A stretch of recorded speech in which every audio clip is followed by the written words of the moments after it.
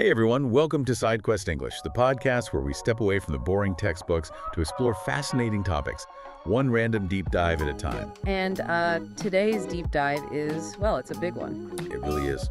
Today, we're going to talk about why that widely cited study, the one claiming you have a shorter attention span than a goldfish, is basically a complete fabricated lie. Yeah, a total myth. Right.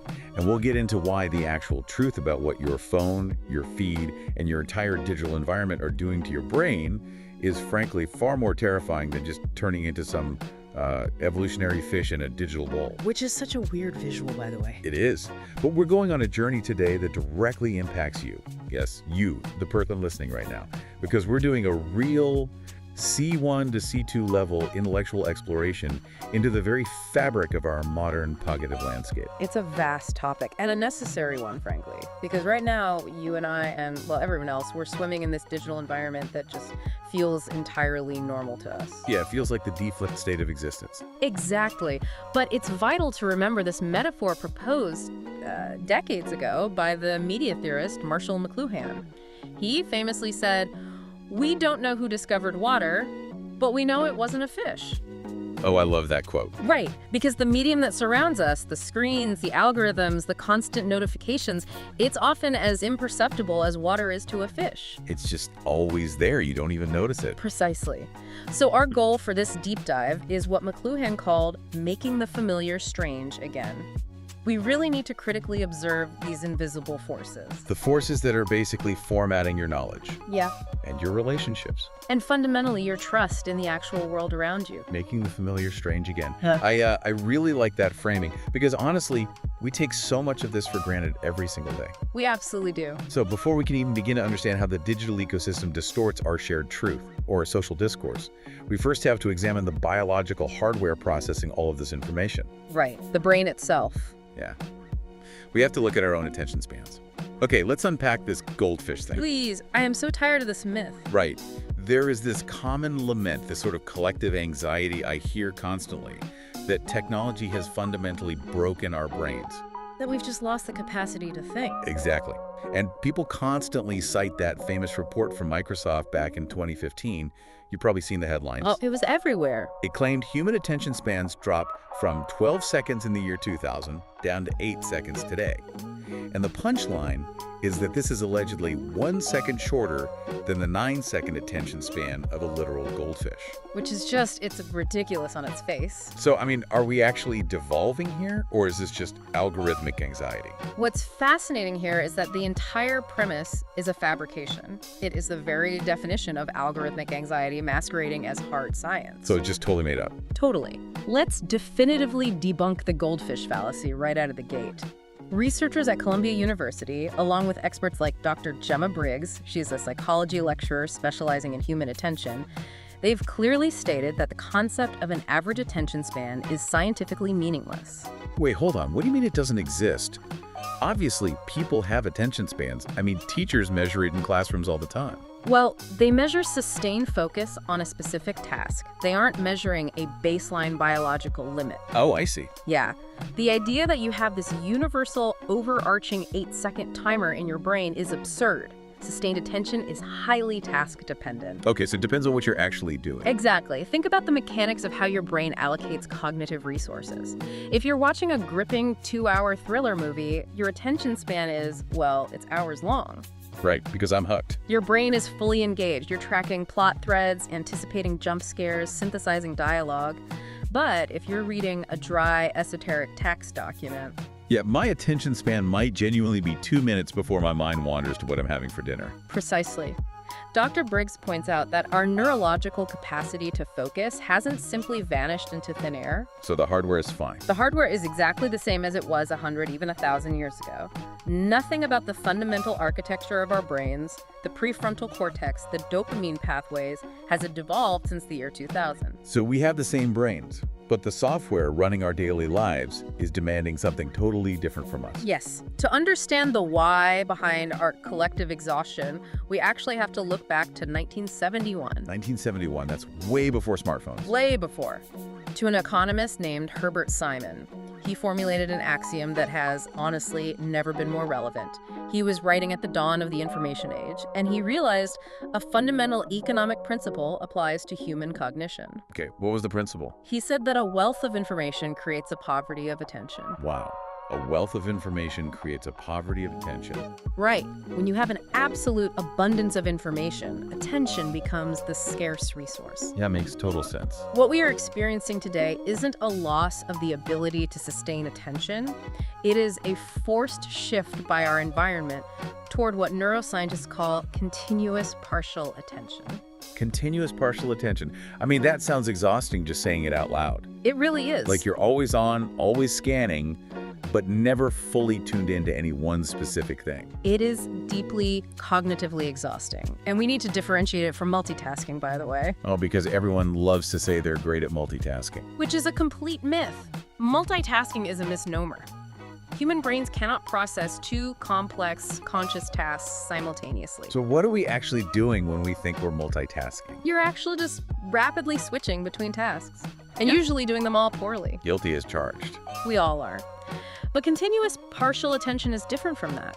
It's a state of perpetual alertness. You're constantly scanning multiple streams of information. Like a Slack message over here, an email notification there. Exactly. A news ticker on the TV, a vibration in your pocket. And how does the body react to that? Because when my phone is buzzing constantly, I don't feel like a highly efficient machine. I just feel stressed out. Because you are stressed.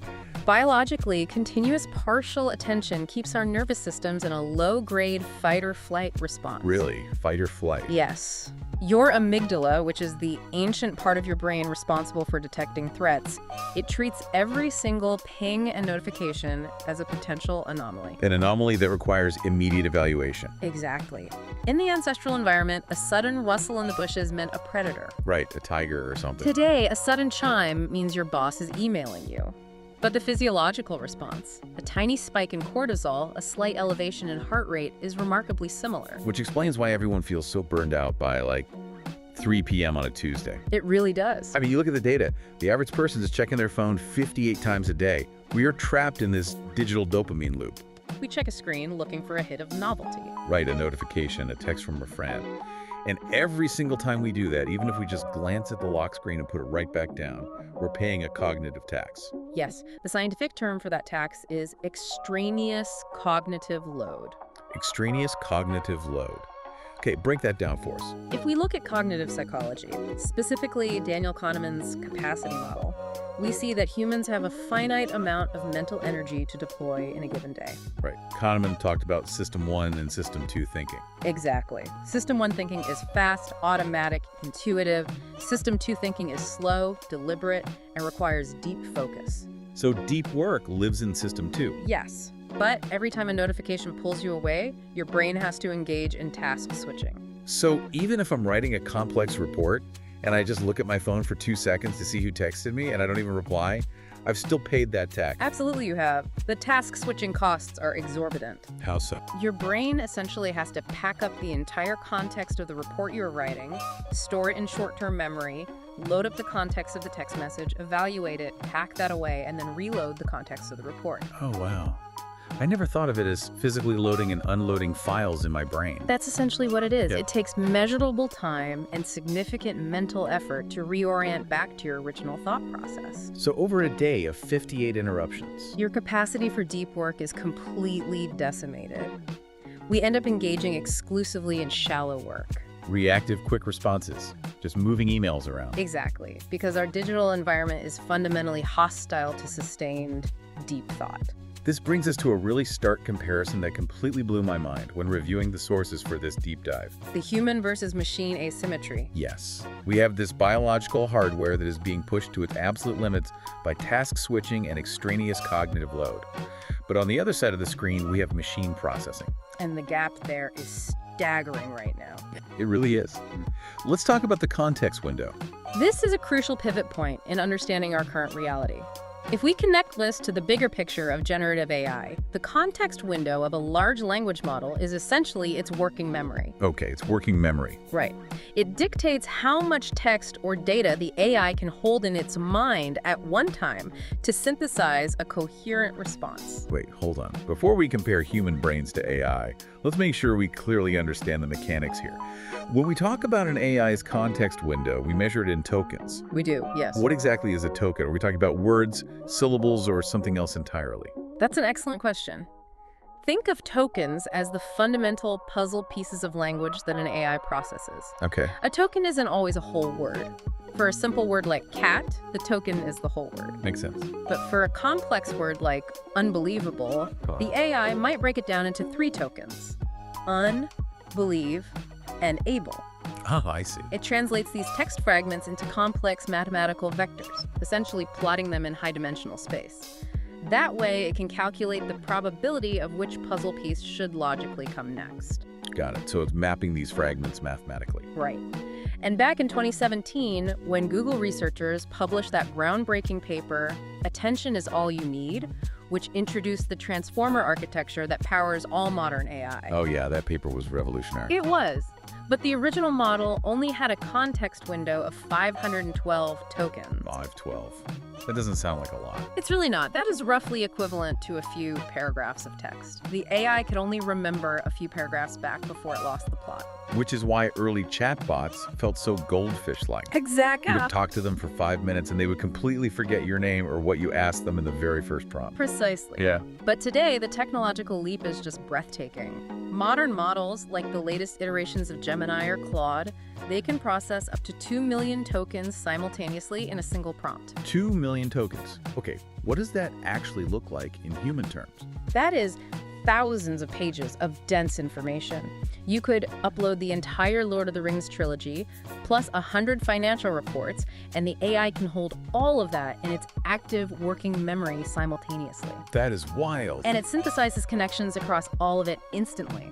The machine's capacity to sustain attention and process context is expanding exponentially.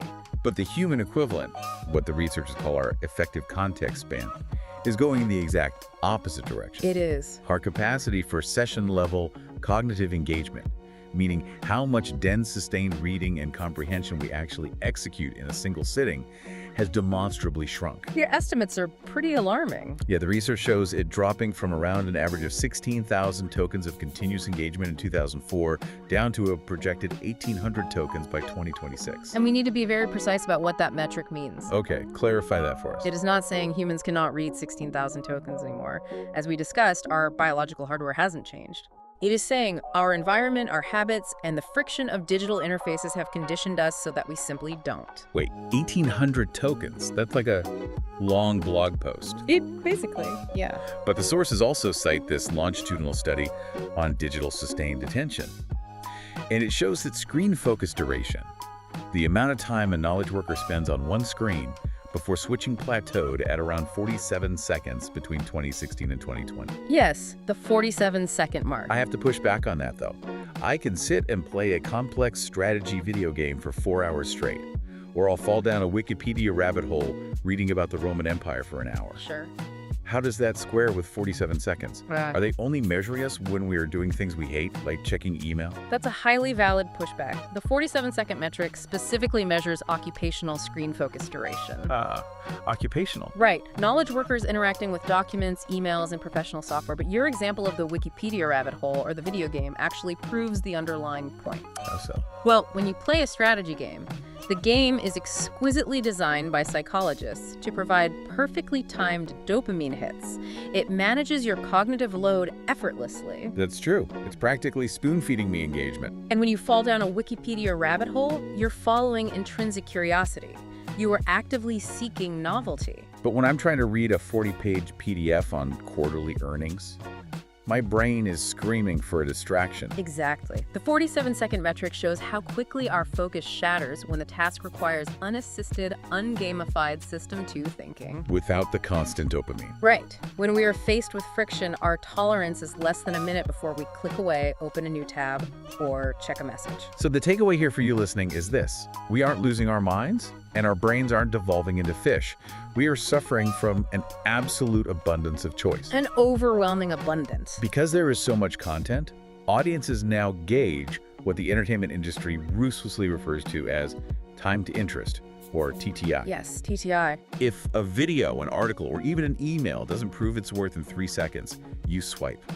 You ruthlessly curate your attention because you know there are a billion other options waiting in your pocket. It is an adaptive survival mechanism to an environment that is actively hostile to your focus. The survival mechanism, wow. But this hyperstimulated, fragmented attentional baseline doesn't just change how long we read an article. It fundamentally alters how we interact with one another. Right, it bleeds into our social lives. Think about it. If our attention spans for ungamified information are compressed to 47 seconds, and we only have the energy to process rapid-fire information, how does that change the way we argue with each other? Nuance takes time. Context takes time, and time is the one thing the digital environment refuses to give us. Okay, so what does this all mean for society? If algorithms are just feeding us what we supposedly want to see, why is everyone so perpetually outraged? That's the million-dollar question. It feels like social media isn't a conversation anymore. It's more like we're at a massive, chaotic dinner party, and we are forced to shout our most controversial, deeply held opinions to our grandmother, our boss, a political rival, and a random stranger on the street simultaneously. That dinner party analogy is actually the perfect illustration of a profound sociological concept. It's known as context collapse. Context collapse. Yeah. To really grasp why the internet feels so angry all the time, we have to understand this mechanism. It's rooted in the mid-20th century work of a brilliant sociologist named Erving Goffman. Specifically, his 1959 book, The Presentation of Self in Everyday Life. Okay, break that down for us. What did Goffman figure out back in 1959? Goffman realized something we all intuitively know but rarely articulate. Human identity is not a single monolithic block. We act differently around different people. Exactly. We naturally practice what he called audience segregation. He used the metaphor of a theater. You have your front stage behavior and your backstage behavior. Right, like customer service voice versus hanging out in the break room. Precisely. You speak differently to your boss than you do to your spouse. You present a different facet of your identity depending on the context. You use different vocabulary, different humor, different boundaries. Right, it's not being fake or manipulative, it's just basic social navigation. You read the room. If I tell a dark joke to my best friend at a bar, we both know the context. We know the history of our relationship, so the joke lands. Exactly. But now, apply that to the digital sphere. Researchers like Dana Boyd took Goffman's theories and applied them to social media. Okay. Online, particularly on platforms like Facebook, X, or Instagram, the room is everyone you have ever known, plus potentially millions of strangers. So there's no front stage or backstage anymore? No. Multiple disparate audiences are flattened into a single context. So context collapse. Yes. When you post that dark joke intended for your best friend, it is simultaneously visible to your deeply religious grandmother, your prospective employer, and an anonymous teenager in another country. Oh, that's a recipe for disaster. It leads to inevitable collisions. A piece of information intended for a specific subgroup, with its own inside jokes and assumed context, finds its way to another group that interprets it entirely uncharitably. Because the nuance is completely stripped away. When you are physically with your friend, they hear your tone of voice. Yeah. They see the smirk on your face. They know you aren't being malicious. On a screen, it's just cold text. And the platforms themselves enforce this stripping of nuance, don't they? Think about the architecture of social media. It operates on a strict binary framework. You can like a post, or you can ignore it, you can retweet it, or you can pass. It's a mechanism of forced reduction. In the real world, human interaction is full of subtleties. You can partially agree with someone, you can nod politely while internally disagreeing. Or you can sense hesitation in someone's voice and adjust your argument mid-sentence. Exactly. The binary nature of social media UI, the thumbs up, the heart, the upvote, eradicates those subtle granularities of interpersonal nuance. You are either entirely on board or you are an enemy. This raises a huge question, though. If we know this is happening, why do we keep falling for it? If we look at evolutionary psychology, how do our brains process these binary inputs? Why are we so easily pushed into tribal camps online? We fall for it because it hacks our most ancient biological hardware. Our brains evolved on the African savanna to make snap categorizations for pure survival. So it goes back to early humans. Right. If you are a hunter-gatherer 50,000 years ago and you encounter a new group of people, you have to instantly decide, is this person a friend or a foe? Are they part of my tribe or are they a threat? There's no time to sit and ponder their complex motivations. None. We have deeply ingrained cognitive shortcuts called heuristics for black and white binary thinking, because in a primal environment, pausing to consider the nuance of a rustling bush might get you eaten. And the algorithms weaponize this ancient biological architecture. They absolutely do. Algorithms on social media platforms are optimized for one primary metric: engagement. Keep the user on the screen to serve them more ads. And what drives engagement better than anything else? Triggering those primal binary categorization instincts. This creates the infamous filter bubbles or echo chambers we hear so much about. But the emotional mechanics underlying why these bubbles form are truly fascinating. The sources mentioned a recent study analyzing the specific emotions that drive content virality. Yes. And there was a clear divergence between how joy works and how fear works online. Break down that mechanism for us. Why do different emotions dictate how algorithms spread information? It comes down to tribal mechanics. The study found that joy and excitement tend to drive emotional polarization. Polarization, meaning what exactly? Meaning people selectively share happy, celebratory content only with their specific, like-minded in-group. If your political party wins an election or your sports team wins a championship, you share that joy intensely, but only with your fellow supporters. So joy creates tight, insulated bubbles. Exactly, but fear and anger do the exact opposite. Yes, the study said fear and sadness drive emotional convergence. They draw massive, often outraged or anxious crowds together across different groups. Right. But why does fear unify us? What's the evolutionary logic there?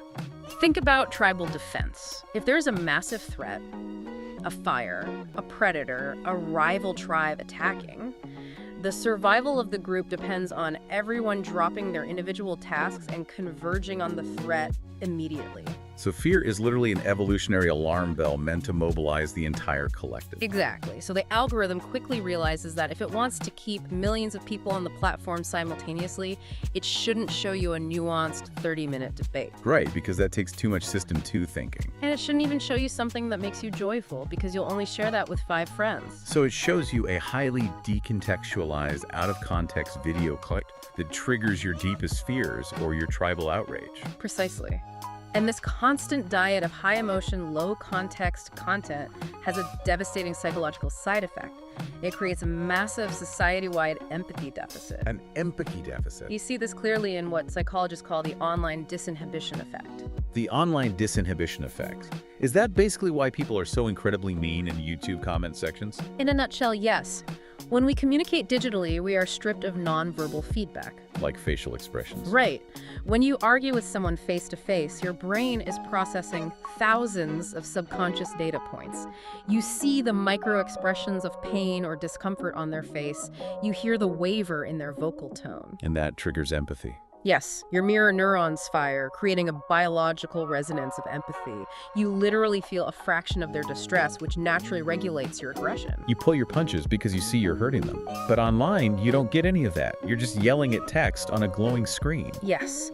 And without those biological social cues, the ambiguity of a person's intentions skyrockets. It leads to de-individuation. De-individuation, meaning you lose yourself in the crowd. You lose your unique identity and adopt the aggressive, polarized norms of the online mob.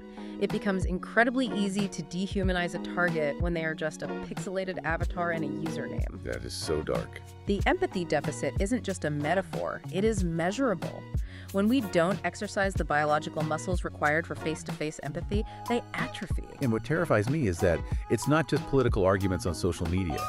This empathy deficit is bleeding into our most intimate, vulnerable relationships. Oh, absolutely. The sources provided an analysis of the gamification of love on dating apps like Tinder or Bumble.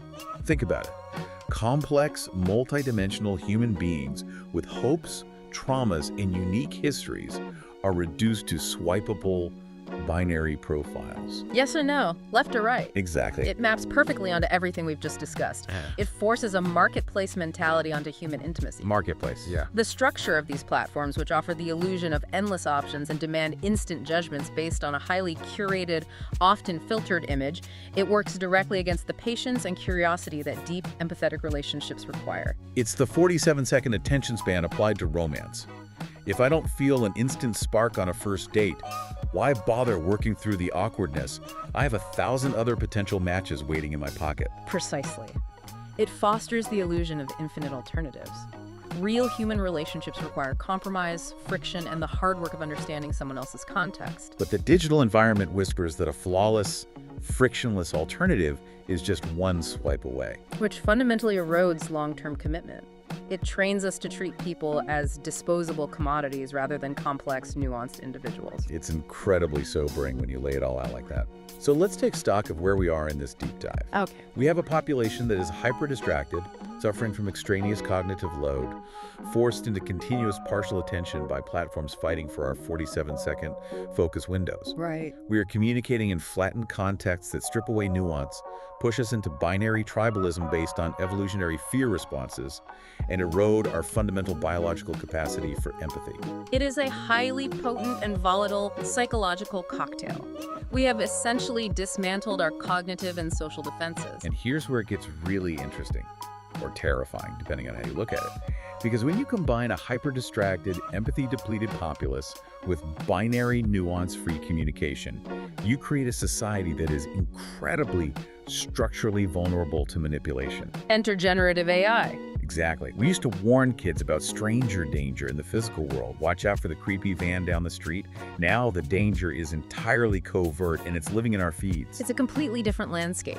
You have kids seeing an AI-generated image of a shrimp Jesus on Facebook and thinking it's a genuine miracle because they haven't developed the critical eye to spot the six-fingered hands or the weird textures. Or they get sucked into algorithmically boosted skibidi toilet engagement bait that is pure, low-attention algorithmic noise. Right. But for adults, the stakes aren't just weird memes.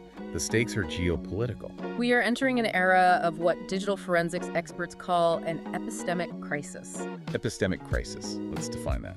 Epistemology is a branch of philosophy concerned with the theory of knowledge, fundamentally, how we know what is true. How we verify reality. Right. Hani Farid, who is a pioneer in digital forensics at UC Berkeley, has issued a stark warning that we all need to heed. He says generative AI has fundamentally dismantled the perceptual safeguards that historically separated authentic content from fabrication. Let's talk about those safeguards. Because in the 90s, or even the early 2000s, if you wanted to fake a video or an image for political manipulation, it took massive technical skill. You needed a Hollywood VFX studio. And even then, the shadows would be wrong, the geometry would be off, the lighting wouldn't match. Exactly. The barrier to entry for creating a convincing lie was incredibly high. But today, the mechanism of creation has been entirely democratized and automated. Let's look at how a generative AI model, specifically a diffusion model, actually works. Yes, explain diffusion models for us, because people hear the term all the time, but I don't think most of us know what the AI is actually doing when it makes an image. Okay, imagine a high-definition, authentic photograph of a cat. Okay, a cat. Now imagine a computer program systematically adding digital static to that image pixel by pixel, like an old television with no signal. It keeps adding static until the image is completely destroyed and reduced to pure random noise. Just a screen of gray fuzz. Right. What a diffusion model does during its training phase is learn how to reverse that exact process. It looks at millions of images turning to static and learns the mathematical steps to remove the static and recover the image. Wait, so when I type a prompt saying, show me a picture of a politician taking a bribe, what is the AI actually doing? It starts with a canvas of pure random digital static, and it iteratively applies the mathematical rules it learned, removing the static step by step, guiding the pixels toward the concepts in your text prompt. So it's not cutting and pasting from existing images. Not at all. It literally hallucinates the image out of noise. And because it has learned the statistical relationships of light, shadow, and geometry from billions of real photographs, the output is stunningly realistic. It requires nothing more than a text prompt and an internet connection. Exactly. To produce photorealistic images, clone a voice with terrifying accuracy, or generate highly coherent video clips in seconds. And Farid's point is that our biological hardware, the eyes and ears we've relied on for 200,000 years to determine reality, can no longer spot the difference. Precisely. He notes that the visual and auditory outputs of these models have crossed the threshold of human detectability. Which is terrifying. It is, especially when you consume this media on a small smartphone screen, swiping quickly through a fast-moving, short-form video feed while in a state of continuous partial attention. You simply do not have the cognitive load available to critically analyze the shadows in a 4-second video clip. You don't.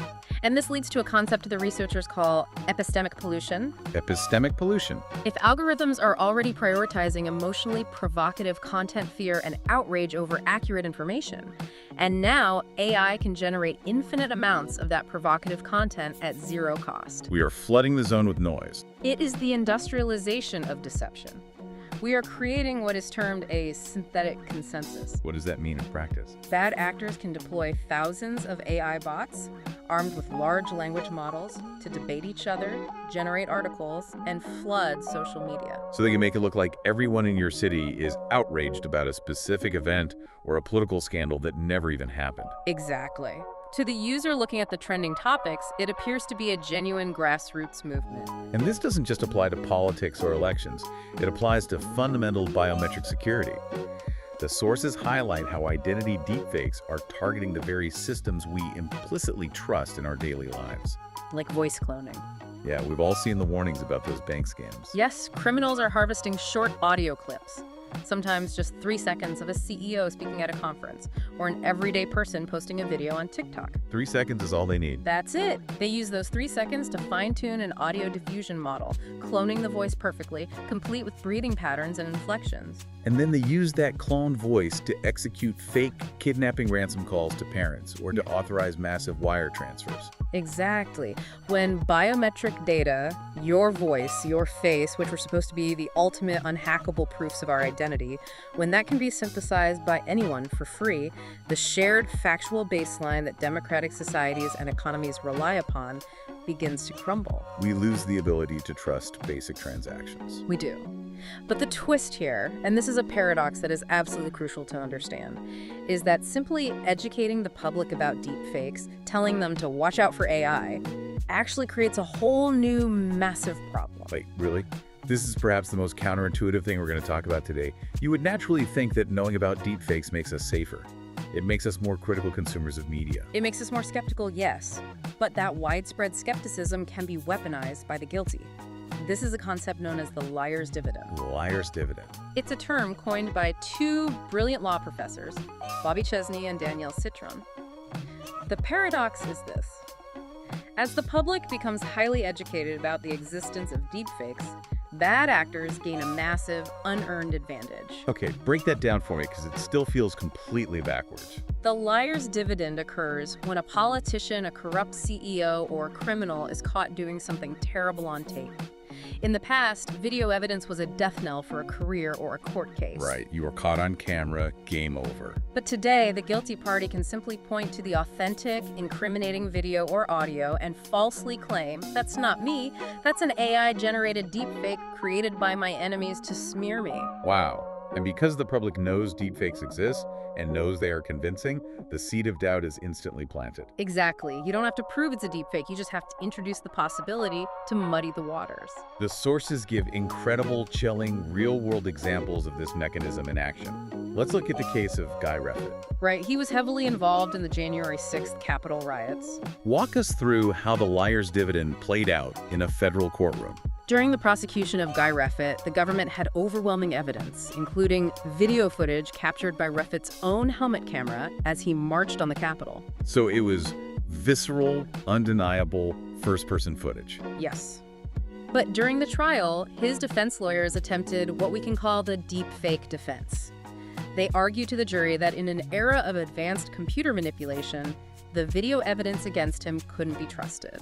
They implied it could have been fabricated or altered. Exactly. They didn't even have any forensic evidence to prove it was a deepfake, right? They just threw the concept out there to see if it would stick. That's the terrifying part. They relied purely on the jury's generalized anxiety about AI. Now, in that specific case, the jury convicted him anyway because the surrounding corroborating evidence was so strong. But the legal precedent of attempting the defense is terrifying. It is. And it's not just criminal trials. The sources also cite a civil case involving Elon Musk. Yes, the Tesla autopilot case. Right.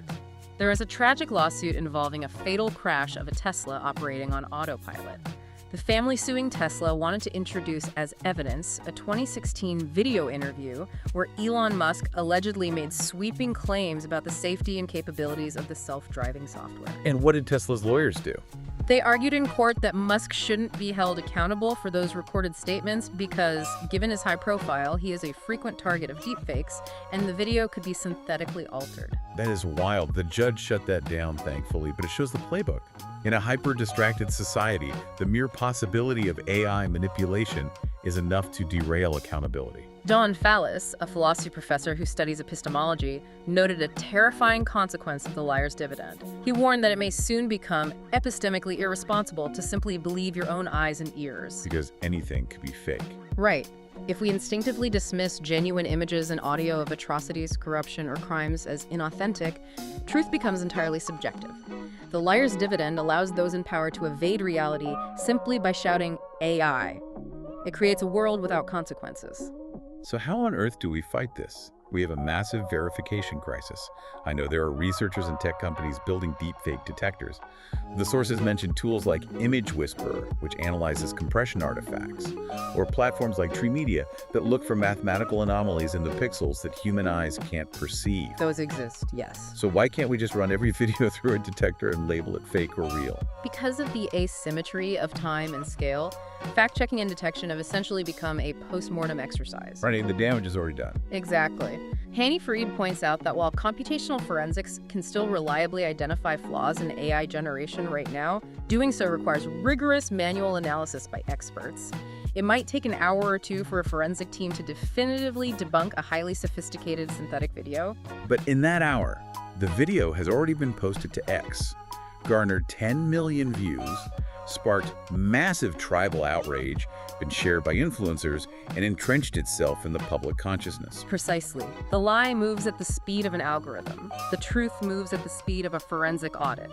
As the old saying goes, a lie can travel halfway around the world while the truth is still putting on its shoes. Plus, the AI is always getting better. Yes, generative models are trained using adversarial networks, meaning the AI making the fake image is constantly testing itself against the detection software. Every time a detector gets better, the generator learns how to beat it. Playing whack-a-mole with lies. Exactly, which is why the paradigm of digital verification is shifting entirely. We are realizing that we cannot possibly win the arms race of detecting fakes.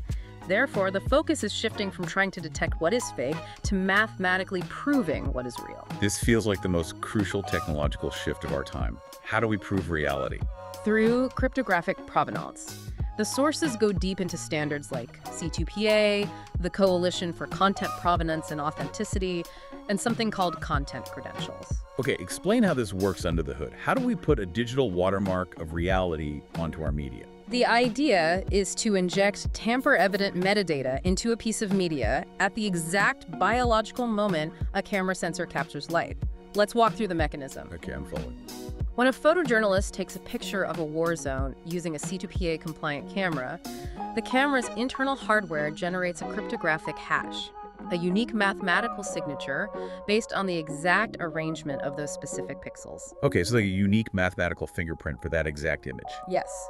It securely logs the GPS coordinates, the time, the camera model, and the pixel arrangement, and locks it all using a private cryptographic key embedded in the hardware. And what happens if someone alters it? If anyone tries to open that photo in Photoshop and add a fake explosion in the background, the pixels change. Therefore, the mathematical hash breaks. The file keeps a permanent, unalterable ledger of every edit made. Wait, let me challenge that. What if a news organization gets the authentic photo, and they just need to crop it to fit their website layout? Does cropping the photo break the cryptographic seal and make it look fake? That is the brilliance of the C2PA standard. It is designed to understand acceptable edits. When the news editor crops the photo, the software creates a new block on the ledger. Like a blockchain. Similar concept, yes. It says original photo taken at 2.0 p.m. At 4.0 p.m., user cropped the edges. Here is the cryptographic signature of the cropped version pointing back to the original. So the history travels with the image. Yes. So the end user can click a little icon on the image, often called a content credential, and trace the entire history of the image back to the moment the light hit the lens. So if an image lacks this cryptographic signature, the new default behavior is that you treat it with extreme caution. We have to build an infrastructure of truth. We do, but implementing this requires monumental systemic changes. Camera manufacturers like Sony and Leica have to put the chips in their cameras. Adobe has to build it into Photoshop. And social media platforms have to agree to display the credentials without stripping the metadata. Browsers have to support it. It requires a level of global cooperation that frankly seems daunting. And while we wait for that infrastructure of truth to be built, the responsibility falls back on us as individuals to develop media and AI literacy. We have to recognize that the digital water we swim in is not neutral. It is actively turbulent. Which brings us full circle to our attention spans and our emotional regulation. We are living in a machine-mediated, AI-driven, epistemic environment. The digital world is optimized to break our attention, strip away nuance, and blur the lines between reality and synthetic fabrication. Yes. Just as we must demand provenance standards and cryptographic truth for our digital media, we must also apply what researchers call filtering strategies to our own cognitive processing.